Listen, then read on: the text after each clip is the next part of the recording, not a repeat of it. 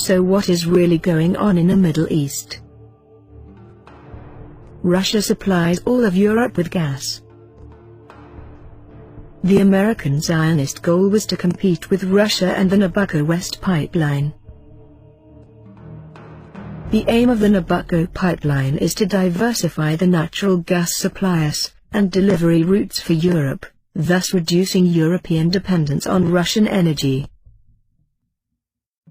The main supplier was expected to be Iraq, with potential supplies from Azerbaijan, Turkmenistan, and Egypt. Russia had other plans and did a backdoor deal with Turkmenistan and bought 80% of the gas for 10 years. Iran also did not agree with the pipelines going through its territories, so they preferred to go through Iraq and Syria. The project didn't go ahead because the cost of the gas would have ended up higher than Russia, so it failed. Now the US, Israel and their allies were thinking of another way and came up with the Gulf puppet state, Qatar. They wanted the pipeline to go through Syria, then through to Turkey, then on to Europe. Syria did not agree. The rest is bloody history. Qatar and Saudi Arabia, under the authority of the Zionist-controlled US, funded all the terrorist activities against the Assad government.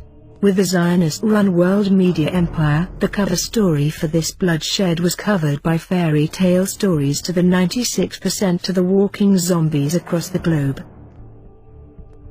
Turkey is one of the US puppet regimes who agreed to this project, because it would have received over $603 million in payment for the pipeline to cut through Turkey.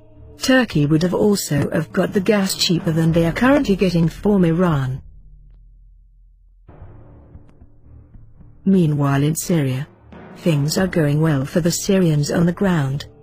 In less than 90 days the Syrians will have a force of 150,000 newly trained volunteers, ranging in age from 18 to 26, to augment their regular army.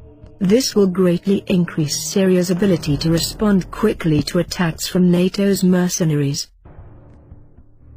Israeli Prime Minister Netanyahu, while in Shanghai, was given a sharp dressing down by Russian President Vladimir Putin, a warning that Russia would not tolerate further Israeli attacks on Damascus and would respond. Both Netanyahu and Secretary of State John Kerry wanted Russia to back down from their support for Syria. And fortunately for us, they were sent home with a stern warning. The Russians have sent 12 additional ships into the Mediterranean. A game changer. Their state-of-the-art missiles, which they made a top priority in their defense policy, as the new missiles are revolutionizing the next generation of warfare. The ships will be carrying their state-of-the-art weapons like the S-400s, where a pilot only has 2 or 3 seconds to live, once the beep-beep, that they are locked onto at tremendous speeds. The Russian ships on patrol will be able to shoot any attacking Israeli planes down, including those returning to base post-attack. They can even be shot down while taking off. Israel's days of roaming freely over Lebanon airspace and their ability to launch air flight munitions without entering Syrian territory will be over. Any retaliatory strike by Israel would trigger a full response by the Russians that could include their bases and command structure. Their updated Iskander missiles are stated to have speeds in the Mach 6 to 7 range, but our sources say over Mach 8. To evade anti-missile fire they can pull 30+ G-turns and make a 90-degree dive onto a target while doing so. The Israeli bullies have never had to stand up to a modern military, but they may get their chance. Remember, Judaism and Zionism are not the same thing. Let me repeat what I have been saying for years. There will be no war against Iran.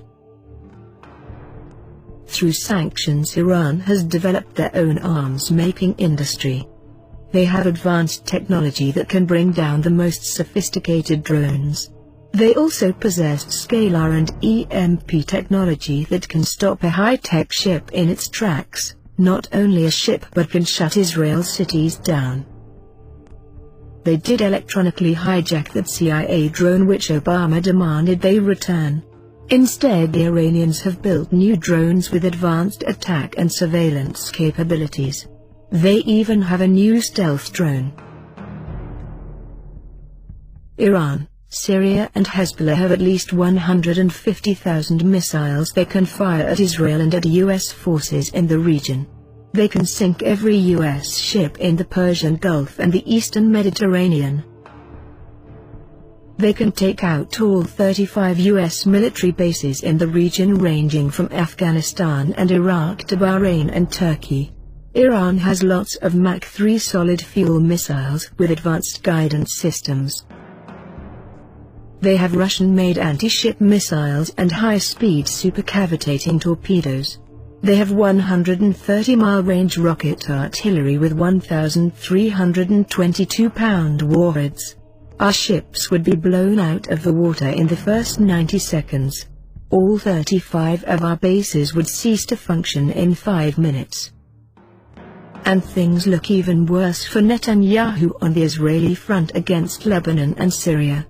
Hezbollah has at least 50,000 missiles they can fire if attacked. So why is Russia, China, and Iran backing Syria? Are you ready for the answer?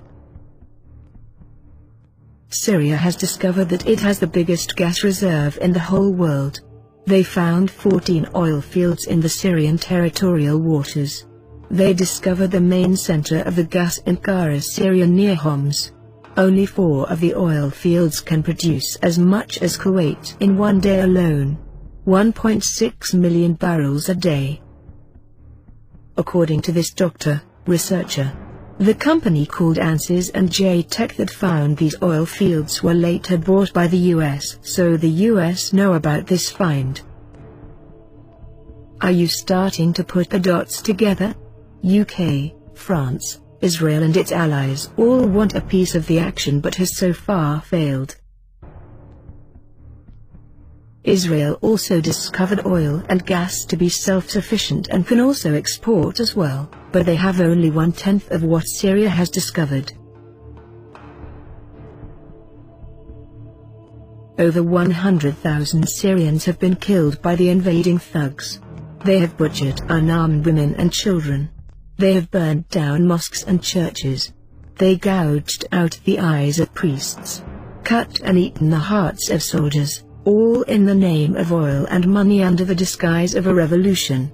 They died for the elite Rothschild bankers, Zionists, Illuminists, all in the name of oil.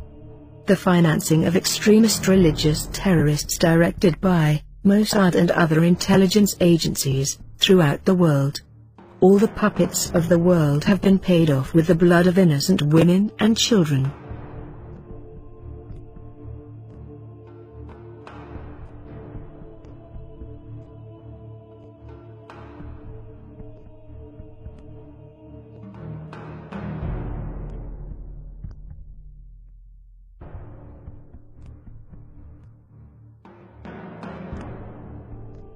This is the curse of Syria.